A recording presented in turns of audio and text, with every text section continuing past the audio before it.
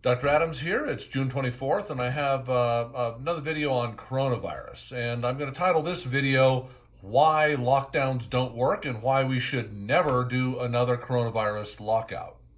The reason I have decided to do this video is because of a couple conversations I've had recently. The first conversation was a few days ago with a friend of ours who is on the executive committee for the International Balloon Fiesta in Albuquerque, which is a major event that brings in tens of millions of dollars to the economy. And this person was very upset that the governor, who is on the committee but didn't show up for most of those meetings, in fact, for any of the meetings, called them up and canceled them without even discussing it. And this person felt that was not appropriate. And in this case, I actually do agree with the governor for shutting down the Balloon Fiesta, and I'm going to explain why in just a minute, because shutting down the Balloon Fiesta is not a lockdown. It is, in fact, controlling travel or a travel ban rather than a lockdown. Another conversation I had was with a virologist who's a very eminent virologist who does not want me to identify him. I had this earlier today, and he explained to me that he feels that the lockdowns were useless. They destroyed our economy. They cost up to $7 trillion. He's very concerned about the effect that this is going to have on the third world, both in the spread of disease that was unidentified and untreated, like malaria, and in possible starvation rates that are going to occur. He felt that in fact, testing and our lockdowns were not the strategy that we should have taken, and that social distancing and masks were. And I also think that there's data to support his opinion on this. So the data that I'm using for this are two studies that came out within the last couple weeks. One was a Virginia Commonwealth University study updated on June 2nd, 2020. It's the Association of Countrywide Coronavirus Mortality with Demographics, Testing, Lockdowns, and Public Wearing of Masks. And this study does a significant regression analysis on the effect of all of these things. And they found that, in fact, the only three things that were statistically significant for slowing down the spread of coronavirus were demographics, travel bans, and mask wearing.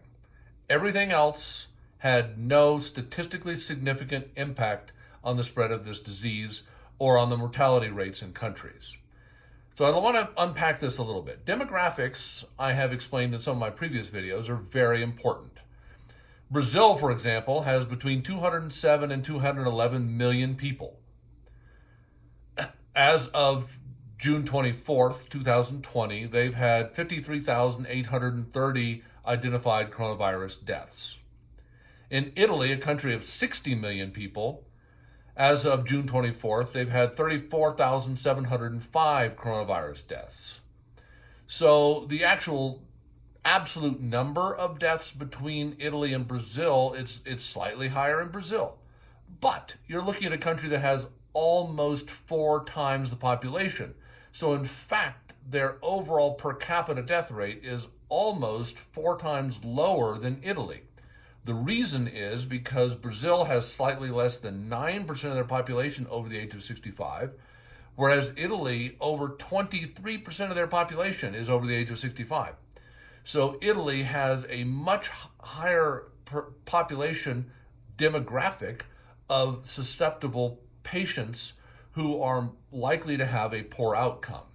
One of my previous videos pointed out from the New York Times that 88% of all hospitalizations are in patients who are over the age of 65 with 2 or more comorbidities. So comorbidities are things like obesity, high blood pressure, cancer, a history of cancer, diabetes, COPD, asthma, etc. So the older and sicker population is going to have a disproportionate impact. And Brazil, having a much younger population, is evidently, based on the numbers, having a more moderate impact, despite the fact that Bolsonaro has taken a lot of criticism for doing almost nothing to control the spread of coronavirus. And I don't think we should do nothing to control the spread of coronavirus. I just don't think lockdowns work. travel bans. So talking about Governor Grisham shutting down the balloon fiesta is fundamentally a travel ban because hundreds of thousands of people come to New Mexico from around the world, literally, to attend the balloon fiesta. And if you do not have those hundreds of thousands of people coming to New Mexico, you're going to reduce the risk of increasing the rates and reintroducing the coronavirus into New Mexico that has actually done a pretty good job of controlling this. So demographics and travel bans seem to work. That's why Hawaii still has a 2-week quarantine for all people who are coming into the state of Hawaii from offshore. It, of course, discourages travel and no doubt has a tremendous impact on their economy, but it is slowing the rate of spread in Hawaii. And I think that closing down the balloon fiesta was a good idea because it does, in fact, slow down the spread, or should have the effect of slowing down the spread in New Mexico. The last factor that the Virginia Commonwealth study found to be effective was mask wearing. And in the same week that that study came out, the CDC with the World Health Organization, actually on June 3rd, published a study that found that two things dramatically reduced the rate of spread of coronavirus. First was social distancing by at least 3 feet. That's not 6 feet, that's not 8 feet, that's not 9 feet, that's 3 feet, that's a yard, slightly less than a meter. Reduced the transmission of coronavirus by 82%. And coronavirus transmission was reduced by a further 50% for every additional 3 feet of social distance. So moderate social distancing of 3 feet or more will reduce the spread of coronavirus dramatically through a population. Wearing a mask further reduced the rate of transmission by more than 80%. The goal of reduced transmission is to reduce the reproduction rate, or the R value, of coronavirus through the population. If you can get that R value at or below 1, meaning that for every one person who is infected, there's only one other person or less who gets infected by them, then by reducing that R value, we can reduce the spread and we can take the pressure off of our hospitals, infrastructure, first responders, ambulances, etc.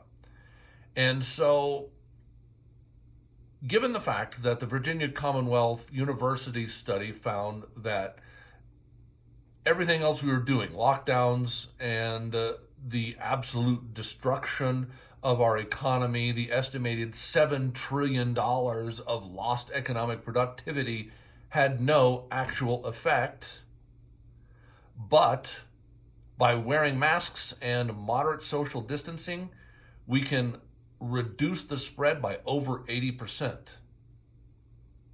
And so that goes back to my acquaintance, the virologist, who has been saying since March that he feels that testing, while important in order to understand the true spread and the rate of spread and the R value of the disease, does have its place in our ability to draft effective epidemiologic studies, is not a panacea for treating this disease or for preventing its spread. It's a tool for understanding it.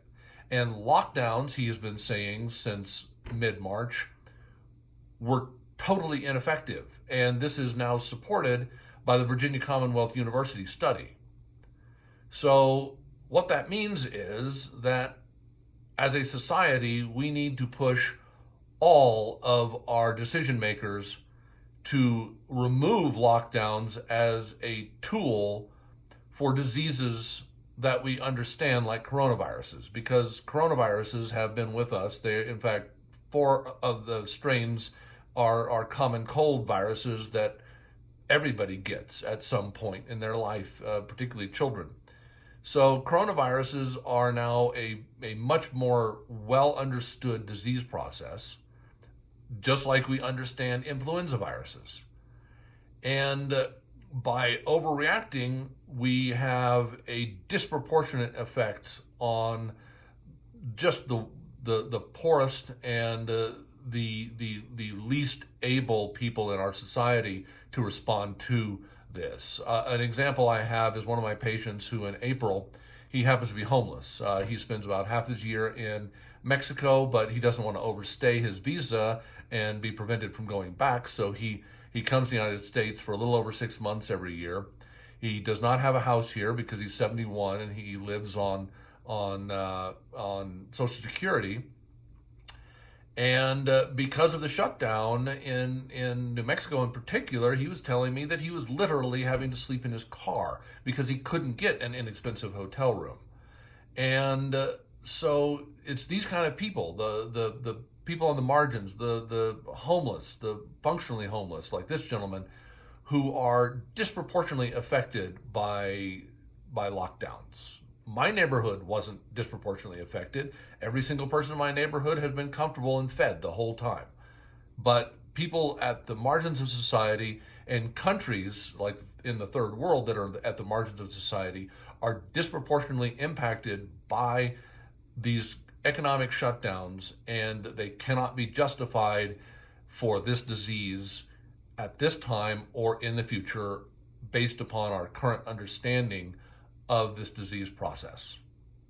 So I hope everyone has a healthy and happy COVID-19 season. I am wearing my mask every single day for every patient, and I am cleaning my office between every patient. Every surface is cleaned with disinfectant.